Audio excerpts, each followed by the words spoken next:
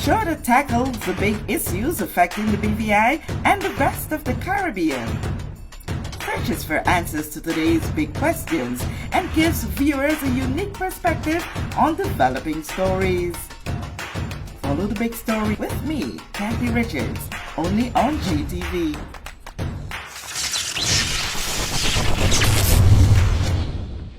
This show is brought to you by the National Bank of the Virgin Islands, Cyril B. Ramney Tertola Pier Park, HOV Medical, and Digicel. Sign up for Digicel Plus Home Light bundles, faster internet, movies, and sports.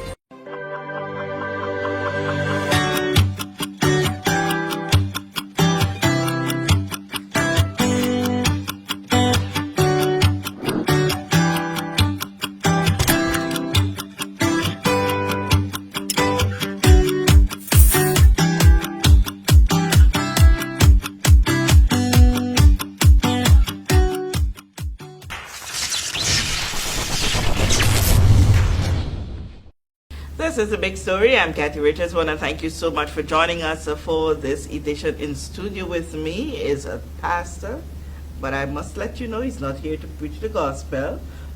Pastor Hugh Thomas, I want to thank you so much for stopping by. Bless your soul. We would have had so many conversations prior to you being on set, but this is the first time that we are actually meeting in this setting. I first want to say thank you for all that you do for the community. You have a really, really great spirit, and giving back to people unselfishly is something that is very admirable. Thank you so very much, and you're welcome. All right, but like I said, you're not here to preach. No, not at all. No, I'm not. To bust out the scripture too. Yes, yes. You are into the construction industry, and you have some burning concerns that you really want to shed some light on. Let's talk about it. Yes. I have a few clients that I submitted some blueprints for. And as we all know, it's very costly to submit a set of blueprints to Tongue and Country. But I've run into an issue now where Tongue and Country is not approving. They're not even holding the meetings to approve the blueprints. 4 months I've had a set of blueprints in there, and I keep getting the same response. The meeting has been canceled. The process that they use is an online meeting, and if somebody doesn't show, they cancel the meeting. But it seems to me like they're doing it at the comfort and the expense of the clients. Because now there is no concern in the fact that these people have invested so much money and they're just waiting to get their stuff done. And I'm concerned because it seems to be nobody that's exerting any kind of authority over these people to make them do what needs to be done. And the image that I'm getting is that our government offices have been too personalized. So they are not doing what they're not fulfilling their purpose. They're not fulfilling their purpose in the fact that when you go there, you're not getting a government office service. It's like you're going to an individual, and this individual determines what you get and what you don't get. That's a really strong allegation. I might dare say. What would cause you to feel that way? That it's more personal than giving a genuine service for which you are employed. Many persons say, I come here, I do my job as I supposed to, based on the resources that are available to me. It's nothing personal. What gives you that feeling that it's personalized? Okay. I can come to an office and I can do my job. Okay? But what is the basis of the job that I'm doing? Is it a decision based on what my boss agenda is? Or is it an institution that is actually practicing a service that was put together by government? Because the government office is supposed to become servants to the people. The true government is the people.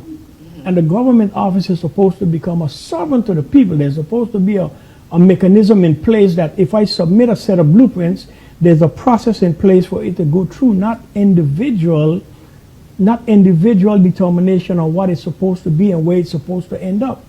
There's supposed to be a system in place that if I go to a government office, everything is governed by the same rule. Not if I go to an office, if I'm your friend, I get a good service. If I'm not your friend, I'm not getting a good service. And I'm beginning to see a lot of this, and it tells me that there is no authority. Who is watching over the people that's supposed to be doing these things? I don't see any authority that says, okay, we have 20 sets of blueprints submitted in the last 3 months. At least 15 of them have been approved and sent out. They can take their time and say, okay, your application is in a pile. When we get to it, we get to it. That's not a government service. That's somebody doing what they want. So you are aware of persons who would have probably submitted around the time that you would have submitted, that would have gotten theirs approved and yours not? Is Well, that the scenario that you're painting? The issue that I'm painting now is I've been talking to all the architects. And all the architects are saying their blueprints are in there. And nobody's getting any back. So then in saying that it's more personalized, it's not necessarily personalized. There's an internal situation where, like you would have alluded to, the board's not meeting, so nobody's getting anything. Is that the case? When I say personalized, this is what I want you to understand the communication that I'm hearing. Okay, if I say I'm going to tongue and country, okay, and most people mentality now, I am not going to a government office. I'm going more to Mr. Adams. If I'm going, people don't no longer say I'm going to the premier's office. I'm going to Natalio. You understand? And this is what I'm beginning to understand. And because of this, it's more of a personal authority than anything else. So now the problem that we're getting is this. In an industry like construction that has such an effect on our economy, that has such an effect on our banking, on every aspect of our economy, how can you have a town and country department that's sitting stagnant and dormant? That doesn't make any sense. There's homes that's not being fed because our town and country is stagnant and dormant. The purpose of our plan approving department is for when the plans that come in, process them and get them out. Not let them sit stagnant and dormant, because you're talking about people investing. I have 2 sets of blueprints that's been over there over 4 months. One have been looked at. The other one haven't been looked at. The one have been looked at, been sitting there since October. And each one of these set of blueprints is at the equivalent of $15,000 sitting in there. And I have to answer to a client. Because a client now have paid $15,000, they've actually given me $20,000. And I've already spent $15,000 for the qualification of the plans. So now I have to answer to clients, well, $15,000, 4 months. And I have to keep telling them the meeting didn't happen. The meeting didn't happen. And this is what we are getting. So I'm really getting from you, it's more than just if I know an Natalio or if I know Mr. Adams. It's just an internal problem where they're not getting the meetings to be constituted so that they can approve. Is that the root cause? That's the root cause. How do you advise that we go forward to see that this issue? I know one of the ways you chose was to come and candidly see what you have on your chest, on the big story. But at the same time, it's more than just personal for you. You want to see the department excel, and that in excelling, meaning to get the board to understand that our bread and butter is on the line. Please do whatever you can to make sure that these blueprints are approved. Believe you me when I tell you, I have tried every possible avenue. Natalio knows. I've talked to him. Honorable Fraser knows. I've talked to him. Honorable Myron knows. They're all aware of it. And I've talked to them, and all I'm saying to them is there needs to be an authority. Okay, if I'm in an office and there's something in an office that's not working, I would make some kind of system to fix what's broken. If the meetings are not working over the internet, if they're not working, then do something different. But the service that needs to be rendered to these people need to be fixed. We cannot have a town and country department operating with a broken system. You can't have a town, because when it comes to construction, construction is one of the best industry any country can have. Construction, our people have not been taught how to strengthen their private sector. This is what I'm beginning to see. Because in this country, most people depend on the government, which is the public sector. So now I went to him and listened to what I said to them. I live in America for 40 years. I've been back home now 5 years. Okay? I've learned how to do things in a different way. And this is what I said to them, okay? We need people to learn to strengthen our private sector. I said to them, I came home, I did a couple government jobs. I don't want to do any more government jobs. Because we have too many contractors fighting on the government jobs. I have the knowledge on how to strengthen the private sector. So I'm trying to strengthen the private sector. For 2 years, I've been putting a development company together to strengthen the private sector. I've got everything in place, everything ready to go. And then I submit the first project, which is the equivalent of $1.5 million. I submit it, okay? And Tongue and Country is the whole up. You're talking about something that will equate into 60 jobs, 60 employees, 60 jobs. By the time you include the plumbing company, the electrical company, the air conditioning company, and all these things, you have the equivalent of almost 60 paying jobs. Okay, I have 3 contracts like that right now, and this one is the smallest one. So you're talking about an average for the next 6 or 7 years, 70 or 80 well-paying jobs. And you're talking about money going back into the government, not people looking to the government to get out. Trying to, now we have an issue where all the contractors go to government. The government pay them millions and millions of dollars. But they're not making any kind of, thing to where these contractors take some of that money and reinvest it in the private sector. Now they have the ability to take the bank, activate the bank money, let the bank money circulate in the community to strengthen the private sector, to help strengthen our government. But everybody, when you come now and you come to Tongue and Country becomes the problem, to where you can't get nothing done. Have you guys tried to come together as architects across the territory to say, hey, let's come together, a group, call a meeting with Tongue and Country, let's see how we can together work with them to see if we can get this issue resolved? No, we have not. And you think that might be a really good way to go, I would love to do anything that we can do to strengthen our private sector, to get our Tongue and Country department running efficiently. I would do anything that we can, because that would then empower a person like myself. I am not interested in me getting wealthy. You understand? I like to see well-oiled machine where anybody that works for me will tell you. Anybody around me, I like to see excel. I don't try to put people around me so I can get rich. I like everybody around me to do well. Anybody that works with me will tell you he is going to make sure that you're okay. It's not about him. He takes everybody and bring them up. I'm the kind of person that will take a community and bring the community up because I care about people. Okay. But now the broken vessel, every time I try to move something, why the broken vessel is always a government office? And I don't understand this. Okay, let me draw another reference. The other day I went to the magistrate court to file some paperwork. I took my time to document the papers the way to send the message that I wanted to send. When I got to the desk at the magistrate office, the lady that was supposed to be receptive of the paperwork drilled me like I was in court. You go to the magistrate office. It's a court setting. I didn't mean to laugh at that is bad. I understand. But is in that field. But listen to what I'm saying. The message that she's sending is this. If it is not exactly the way I want it, you have to go back and do it.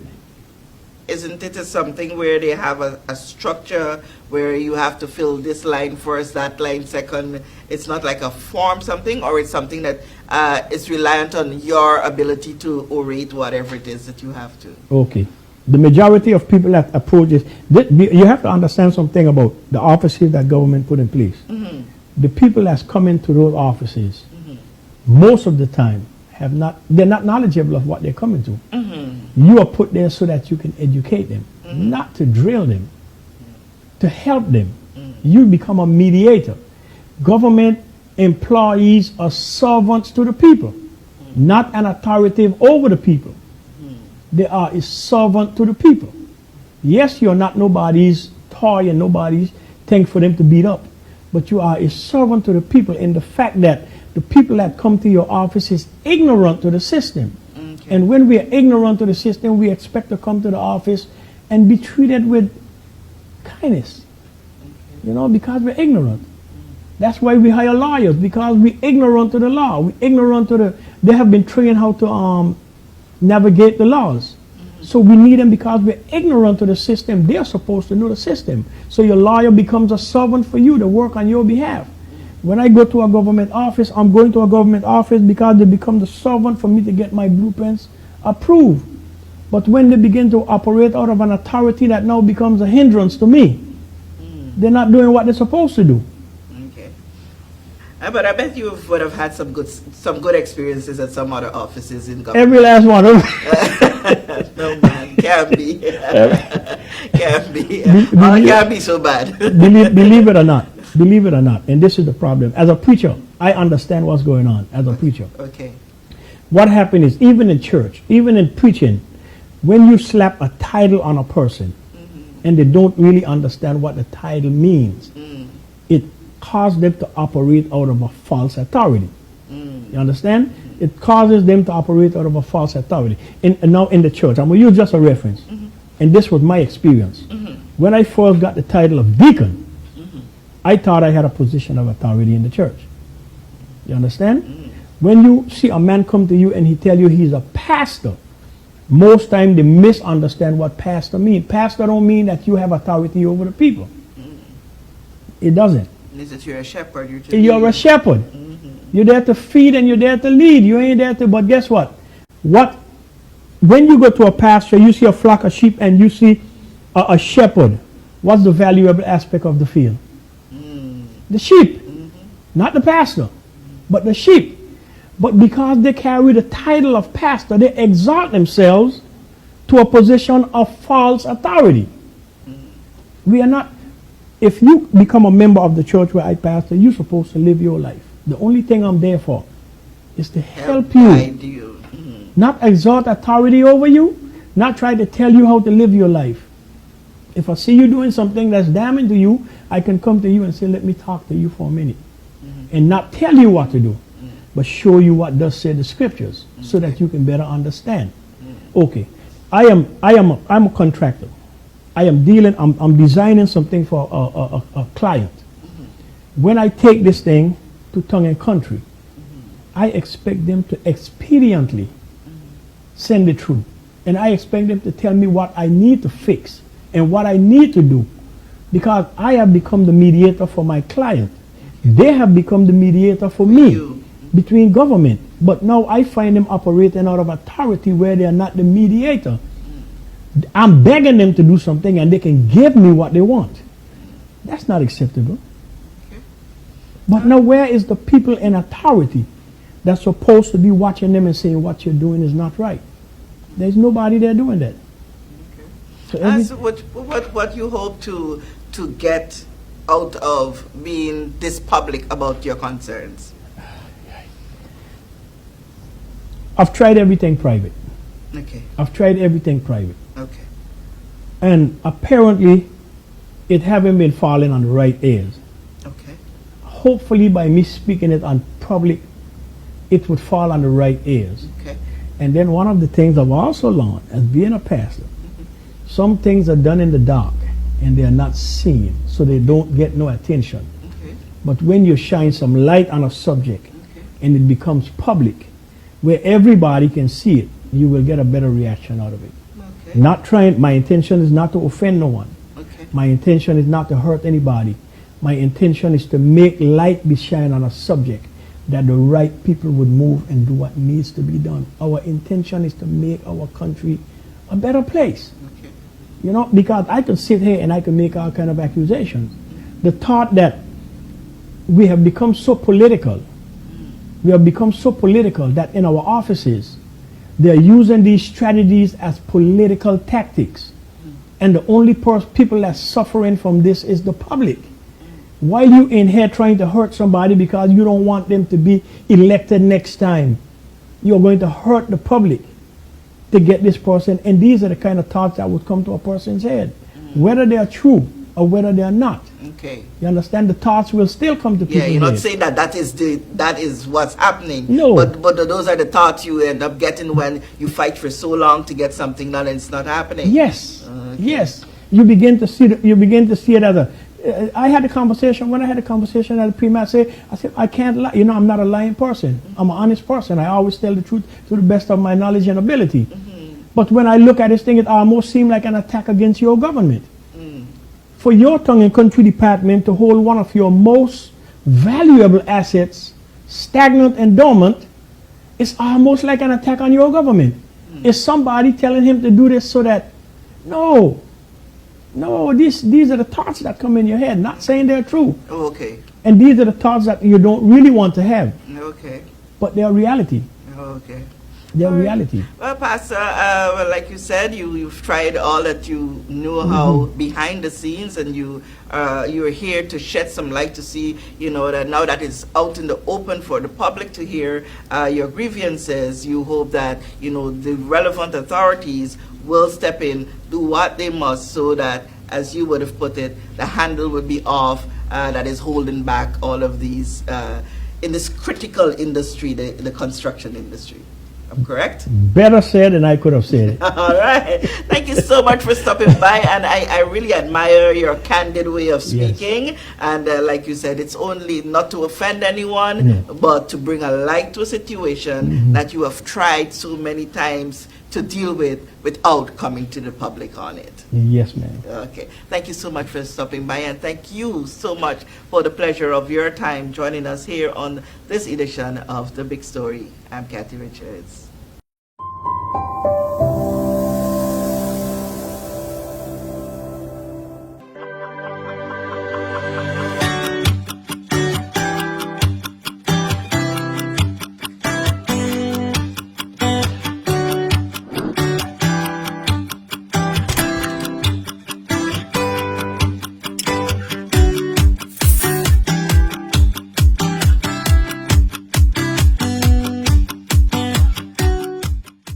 Large and small corporations in the BVI can't be wrong. Bovi HR, a BVI-based integrated solution of employee timesheets, leave tracking, scheduling, employment letters, HR processes, pay slips, and tax reports, including NHI, Social Security, and Inland Revenue, will make your management of employees easier. While Bovi HR can cater to the needs of larger enterprises, it also works exceptionally well for small companies. To sign up, visit bovihr.com, that is bovihr.com, or call us at 342-9686.